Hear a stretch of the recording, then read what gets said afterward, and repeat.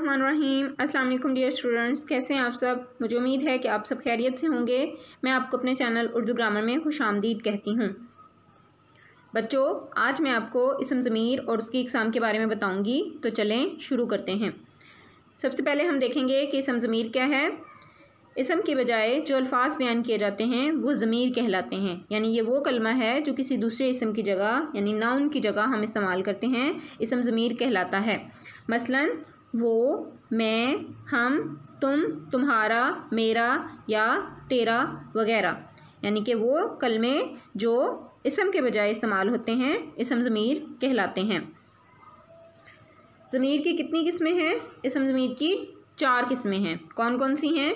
ज़माइर शख्सी, ज़माइर मसूला, ज़माइर इस्तिफ़हामिया और ज़माइर इशारा। सबसे पहले हम ज़माइर शख्सी के बारे में जान सकेंगे। ज़माइर शख्सी क्या है बच्चों? ये वो ज़मीर है जिसमें हम किसी भी शख्स के बारे में ज़िक्र करते हैं, किसी भी शख्स के बारे में तज़किरा करते हैं। मसलन, मैंने 2 घोड़े ख़रीदे, हम कराची से आए, तू कहाँ जाएगा, तुम इस जगह का मकान बनाओ, वो यहाँ नहीं रहते, वो किधर गया।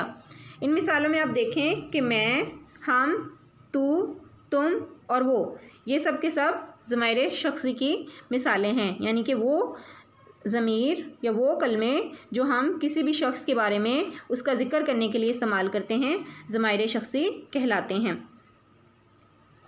बच्चों, ज़माइर शख्सी की 3 किस्में हैं। ज़मीर मुतकल्लम, ज़मीर हाजिर और ज़मीर गायब। सबसे पहले हम ज़मीर मुतकल्लम को देखेंगे।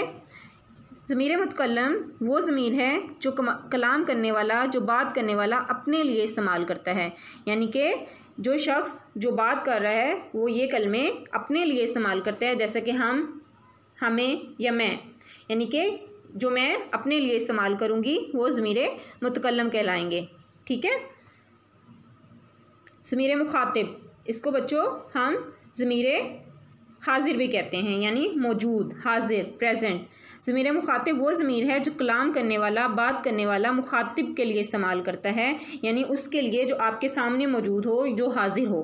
ठीक है। यानी कि जैसे तू, तुम, आप, यानी ये सारे के सारे ज़मीर मुखातिब, ज़मीर हाजिर की मिसालें हैं। यानी कि जब आप बात कर रहे होते हैं और आपके सामने जो शख्स हाजिर होता है, जो मौजूद होता है, जिससे आप बात कर रहे हैं, मुखातिब कर रहे हैं जिसको, उसे हम ज़मीर मुखातिब कहेंगे। ठीक है। ज़मीर गायब, यानी जो गायब हो, जो प्रेजेंट ना हो, जो मौजूद ना हो।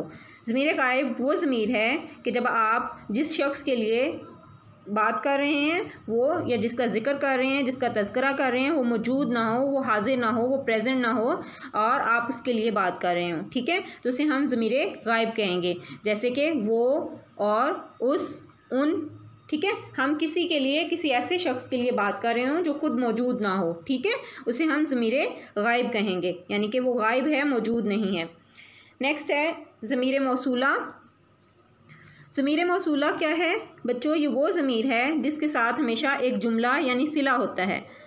ज़माइर मौसूला कौन कौन से हैं? जो के, वो जो कोई, जो चीज़, जो कुछ, जौनसी वगैरह। ज़मीर मौसूला की मिसालें हैं। जो लड़का मेहनत करता है कामयाबी हासिल करता है, जौन सा कलम चाहो ले लो, जो कुछ तुमने सुना साफ साफ बता दो। अब इन मिसालों में बच्चों देखें कि जो, जौन सा और जो कुछ, ये ऐसे कलमे हैं कि जब तक आप इनके साथ एक और जुमला ना मिलाएं तो ये पूरे मायने नहीं देते। ऐसे कलमों को, जो, जौन सा, जो कुछ, ऐसे कलमों को मौसूल कहते हैं, और जो जुमला हम इनके साथ लगाते हैं, मिलाते हैं, उसे सिला कहते हैं। सिला क्या है? यानी इसम मौसूल के बाद मतलब को वाज़े करने वाला जो जुमला आता है उसे हम सिला कहते हैं।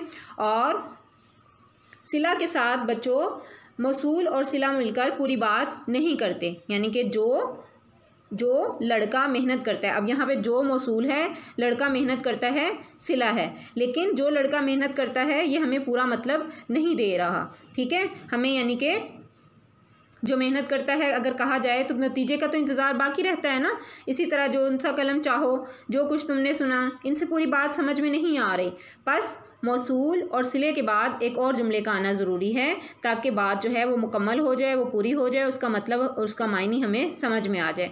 और उस बात को, उस जुमले को जो हम साथ में लगाते हैं, जो इसम मौसूल और सिला के बाद आता है, यानी बात को मुकम्मल करता है, उसे हम जवाब सिला कहते हैं। यानी इस जुमले को आप देखें, जो लड़का मेहनत करता है कामयाबी हासिल करता है। यहाँ पे जो इसम मौसूल है, लड़का मेहनत करता है, ये सिला है, और जो जुमला हमने इसके साथ लगाया कामयाबी हासिल करता है, जिसके बाद हमें बात पूरे जुमले की समझ आई, वो जवाब सिला कहलाता है। ठीक है।